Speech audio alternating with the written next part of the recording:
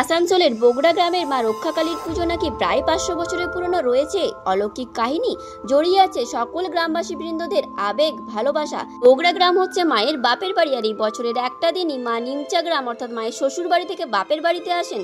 এই বছরের বিশেষ আকর্ষণ ছিল গঙ্গা জল দিয়ে মায়ের আগমনের পুরো রাস্তাটা ধোয়া হয়েছে। আজকে তুলে ধরবো আসানসোলের বিখ্যাত বগুড়া গ্রামের শ্রী শ্রী মা রক্ষাকালী মায়ের ইতিহাস এবং মায়ের আগমনের দৃশ্য সকলের কাছে পৌঁছে দেব। সঙ্গে থাকো, দেখতে থাকো।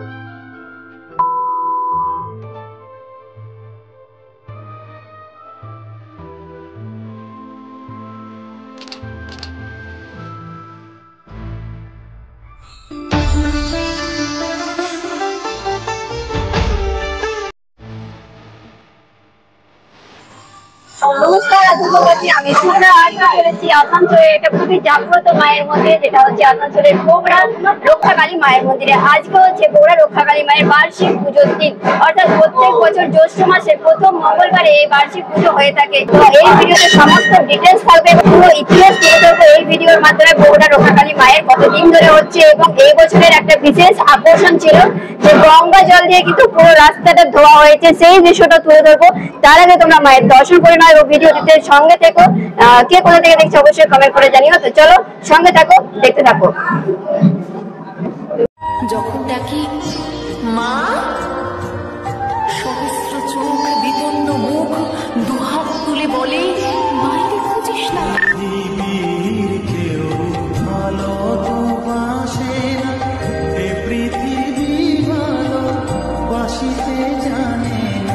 প্রায় 500 বছর ধরে চলে আসছে পশ্চিম বর্ধমান জেলার আসানসোলের বগুড়া গ্রামে শ্রী শ্রী মা রক্ষাকালী পুজো। প্রত্যেক বছর জ্যৈষ্ঠ মাসের প্রথম মঙ্গলবার থেকে শুরু হয় মায়ের আরাধনা, চলে 2 দিন ধরে। মন্দিরের সেবায়িত সন্দীপ রায় জানান এই মন্দিরের কিছু কথা। বগুড়া গ্রামে এক পুকুর আছে যার নাম কালী পুকুর। সকলের অজান্তেই সেখানে মা বিরাজ করতেন। সেই সময় ঘর বাড়ি কাঁচা অর্থাৎ মাটির ও খড়ের ছিল। আমাদের যেমন কোনো পুজো আর্চা বা কোনো অনুষ্ঠানের সময় ঘর রং করা হয়, আর সে তখনকার দিনে ঘরে মাটি নিকানো হতো কোনো অনুষ্ঠানের সময়। তখন এক বৃদ্ধা ওই পুকুরে যান ঘর নিকানোর মাটি আনতে, সঙ্গে নিয়ে যায় কোদাল ও ধামা। মাটি কাটতে কাটতে হঠাৎ করে মায়ের মাথায় আঘাত লাগে এবং রক্ত ঝরতে থাকে। সেই সময় ওই বৃদ্ধা কিছু বুঝতে না পেরে যতটা মাটি কুড়েছিলেন ঠিক ততটাই মাটি আবার ওই শিলাটিকে চাপা দিয়ে দেন। বাড়ি এসে স্বপ্নাদেশ পান যে মা কিন্তু ওখানেই ক্ষত অবস্থাতে বিরাজ করেছেন। মাকে যেন নিমচা গ্রামে নিয়ে যাওয়া হয় এবং পুজো করা হয়। মা বছরে একবার করে বগুড়াতে আসবেন এবং তার যে 7 বোন রয়েছে তার বোনেরাও আশেপাশে গ্রামে যাবেন এবং পূজিত হবেন। সেই কথা মতো ওই বৃদ্ধা মা সহ 7 বোনকে ওই ধামায় করে নিমচা গ্রামে অর্থাৎ বৃদ্ধার শ্বশুর বাড়িতে দিয়াশিদের কাছে দিয়ে আসেন। যেখানে মাকে রেখে এসেছিলেন সেখানে তেলের ঘানি ছিল তখনকার দিনে, আর ওই তেলের ঘানির ঝাঁঝ মা সহ্য করতে পারেননি। ঠিক তারপরে ঘটেছিল এক অলৌকিক ঘটনা। লোক মুখে শোনা গেছে রাতারাতি ওই তেলের ঘানি নাকি কুয়োতে পরিণত হয়ে যায়। ব্যাস তখন থেকেই সকল গ্রামবাসীর মায়ের প্রতি বিশ্বাস আরও দৃঢ় হয়। এইভাবে পুজো আর্চা চলতে থাকে এবং শুরু হয় এক আন্তরিক সম্পর্ক। যেহেতু ওই বৃদ্ধার বাপের বাড়ি ছিল বগুড়া এবং শ্বশুর বাড়ি ছিল নিমচা, সেই সুবাদে আজও বগুড়া গ্রাম মায়ের বাপের বাড়ি এবং নিমচা শ্বশুর বাড়ি হিসেবে গণ্য করা হয়। থেকে সারা বছর মা রক্ষাকালী নিমচা গ্রামে পূজিত হন এবং বছরের জ্যৈষ্ঠ মাসের প্রথম মঙ্গলবারে মা তার বাপের বাড়ি বগুড়াতে আসেন এক রাতের জন্য। মায়ের আগমনের দিন বিশাল শোভাযাত্রার সহিত মাকে আনা হয় খালি পায়ে মাথায় করে। হাজার হাজার ভক্তরা দণ্ডি কাটে, লোটন দেয়, মাথায় আগুন সহ হুলা নিয়ে যায়। চলে হোম যজ্ঞ, আরতি, বলিদান এবং নানা আচার অনুষ্ঠান। বুধবার রাতে আবারও বিশাল শোভাযাত্রার মাধ্যমে মা রক্ষাকালীকে আবারও নিয়ে যাওয়া হয় নিমচা অর্থাৎ শ্বশুর বাড়ির দিকে। এছাড়াও আরও 7 বোন বিভিন্ন গ্রামে যান এবং পূজিত হন, যেমন তার মধ্যে অন্যতম হচ্ছে চাপুই গ্রাম, রানীশাহের, জবা, চলবলপুর। এই সময় গ্রামে মায়ের সকল বোন বছরে একবার করে যান এবং পূজিত হন। এছাড়া লোকমুখে এটাও শোনা গেছে যে 1900 সালের সময়কালে বগুড়া গ্রামে কলেরাও মহামারী হয়েছিল এবং সেই রোগ থেকে মুক্তি পেতে সকল গ্রামবাসী মায়ের শরণাপন্ন হয়। মা আদেশ দেন মাকে যেন আবারও বগুড়াতে এনে পুজো করা হয়, তাহলে রোগ নিরাময় হবে। যেমন কথা তেমন কাজ। বাৎসরিক পুজোর পরেও মাকে আবারও আনা হয় বগুড়াতে বিভিন্ন শোভাযাত্রা সহিত এবং মা আসেন এবং পূজিত হন। তারপরে সকল গ্রামবাসী সুস্থ হয়ে ওঠে। এইভাবেই সকল গ্রামবাসী রক্ষাকর্তা হিসেবে মা রক্ষাকালী সর্বদা বিরাজ করছেন। প্রথমে এই ঝাঁ চকচকে বড় মন্দির ছিল না, ছোট পরিসরে পূজা হলো 2008 সালে দক্ষিণেশ্বর কালী মন্দিরের আদলে বর্তমান মন্দিরটি নির্মিত হয়। আর সেই মন্দিরে রক্ষাকালীর পূজার যাবতীয় আয়োজন সুষ্ঠুভাবে পরিচালিত হয়ে আসছে। এই পূজার দায়িত্ব প্রতি বছর ভিন্ন ভিন্ন পরিবার গ্রহণ করে। এভাবে দীর্ঘ 5 শতাব্দী ধরে গ্রামবাসীদের মধ্যে বেঁচে আছে মায়ের প্রতি আবেগ, ভালোবাসা, ঐতিহ্য এবং সাংস্কৃতিক বন্ধন। তো এই মুহূর্তে তোমাদের দেখতে পাচ্ছ আমি মন্দিরে উপস্থিত রয়েছি, বাট এই মন্দিরে আসার জন্য কিন্তু অনেকটা স্ট্রাগল করতে হয়েছে, শুধু আমাকে নয় সকল গ্রামবাসী বৃন্দকে, সকল ভক্তবৃন্দকে। তো কতটা স্ট্রাগল করে কি কি অনুষ্ঠানের মাধ্যমে কিন্তু এই মন্দিরে পৌঁছালাম, সমস্ত ডিটেলস তোমাদেরকে দেবো। চলো সঙ্গে থাকো এবং ভিডিওটা দেখতে থাকো। তো যেমনটা বলেছিলাম, মাকে নিমচা গ্রাম থেকে কিন্তু আনা হয় বগুড়া গ্রামে। এখন তোমরা সেই দৃশ্য দেখতে পাচ্ছ নিমচা গ্রাম থেকে, নিমচা গ্রামের মন্দির থেকে মাকে কিন্তু বার করে নিয়ে আসা হচ্ছে, মাকে নিয়ে যাওয়া হবে বগুড়া গ্রামে। সেই দৃশ্য তোমরা এখন দেখতে পাচ্ছ।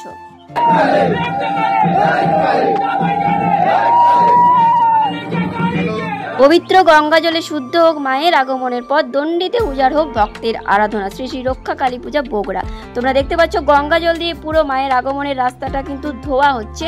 তো এটা জানা গেছে এখানকার পুরোহিতের কাছ থেকে যে একজনের মানত ছিল, তার মনোবাসনা পূর্ণ হওয়ার জন্য তিনি কিন্তু এই গঙ্গা জলটি দিয়েছেন পুরো রাস্তা ধোয়ার কাজে।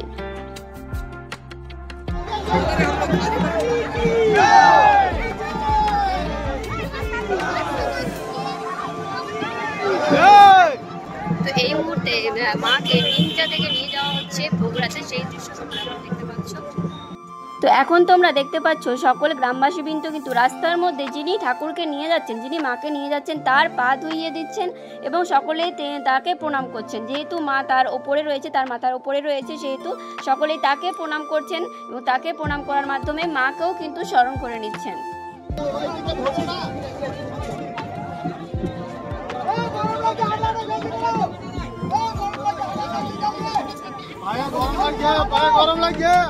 মানুষের বিশ্বাস, মায়ের কাছে কোনো মনস্কামনা জানালে মা নিশ্চয়ই পূরণ করবেন এবং পূর্ণ হয়েওছে।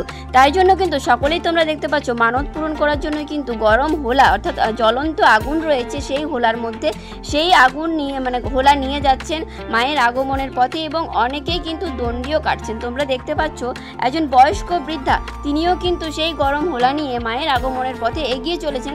সাথে কিন্তু হাজার হাজার ভক্তবৃন্দ কিন্তু দণ্ডি কাটছেন, তাও কিন্তু ওই রাস্তার মধ্যেই। আর এই দণ্ডিটা কাটা হচ্ছে কিছু কিছু নির্দিষ্ট জায়গা রয়েছে, যেমন পাড়ার মোড় থেকে কিংবা কোনো পুকুর থেকে।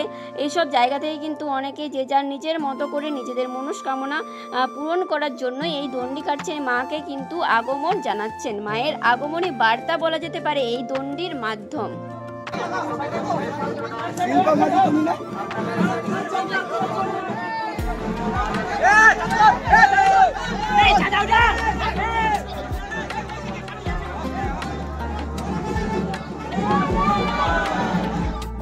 কামনা করছি আমাদের মন্ত্রী সামনে প্রচন্ড ভিড় জমেছে, দয়া করে একটু পেছনে গিয়ে দাঁড়ান।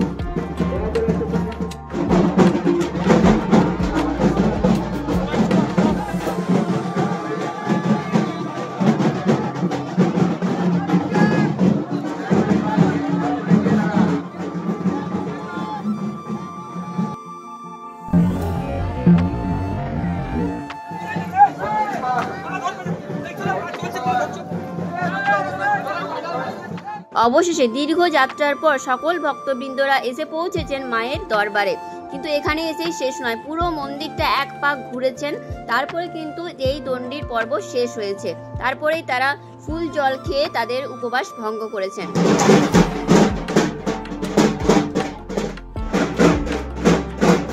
দণ্ডির পরে শুরু হয়েছিল লোটন যাত্রা, যেটা কিন্তু আরো কষ্টদায়ক, আরো যন্ত্রণাদায়ক। তবুও কিন্তু সকল যন্ত্রণা উপেক্ষা করে সকল ভক্তবৃন্দরা মায়ের দরবারে পৌঁছেছেন এইভাবেই লোটন দিয়ে।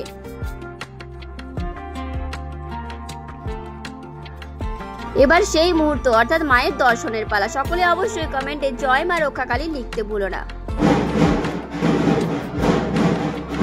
তো আমরা এই বগুড়া রক্ষাকালী মায়ের সৃষ্টির কথা, ইতিহাস, এখানকার সেবাইদের কি বক্তব্য, কিভাবে পুজো সৃষ্টি হয়েছিল, কখন থেকে চলছে, তো তোমরা সঙ্গে থাকো, দেখতে থাকো। এই মুহূর্তে পেয়ে গেছি আসানসোলের বগুড়ার রক্ষাকালী মন্দিরের সেবাই, যে তোমার নাম জেনে নেবো। আপনার নাম? সন্দীপ রায়। আচ্ছা, আপনি এখানে পুজো আর্চা করেন আপনি? আমাদের এটা বাৎসরিক পুজো, তো আমাদের অনেক ভাইয়ার আছে, তাদের মধ্যে পালি পড়ে। আমাদের এই বছর পালি হয়েছে। কত বছরে হলো এই পুজোটা? প্রত্যেক বছরের মনে এই বছরে পুজো হচ্ছে। এই বছর পুজো মোটামুটি 500 বছর পুরানো। 500 বছর? হ্যাঁ, আমাদের পূর্বপুরুষ দাদু তার দাদুদের মুখে শুনেছি যে অনেক দিন ধরে পুজো চলে আসছে। ইনি কি বড় মা? ইনি বড় মা, আমাদের বগুড়াতে বড় মাই আছে। তো এই মন্দিরটা কিভাবে সৃষ্টি হয়েছিল, মা কিভাবে এখানে এলেন সেটা যদি একটু শর্টে বলেন। মা কিভাবে বলতে, আমাদের এখানে নাকি আমাদের মা এই বগুড়া থেকে পাওয়া গেছিল। আমাদের গ্রামের নিচে একটা পুকুর আছে, সেটা কালী পুকুর নামই আছে। ওইখান থেকে আমাদের এই মা উঠেছিল এক পুকুরের মাথায়। সেই তখন থেকে ওই মাকে এখানে রাখার কোনো বন্দোবস্ত ছিল না। তখন স্বপ্নতে বলেছিল যে নিমচা গ্রামের এরকম দিয়াসিরা আছে, তাদেরকে সেবা করার জন্য দিয়ে আসতে।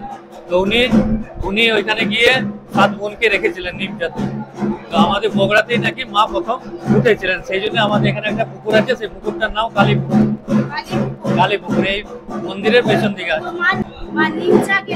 নিমচা গেলেন এই কারণে, যিনি পেয়েছিলেন, যার দিয়ে মাথায় উঠেছিল, তিনি ওইখানকার এখানে ওনার মানে বাপের বাড়ির শ্বশুর বাড়ি।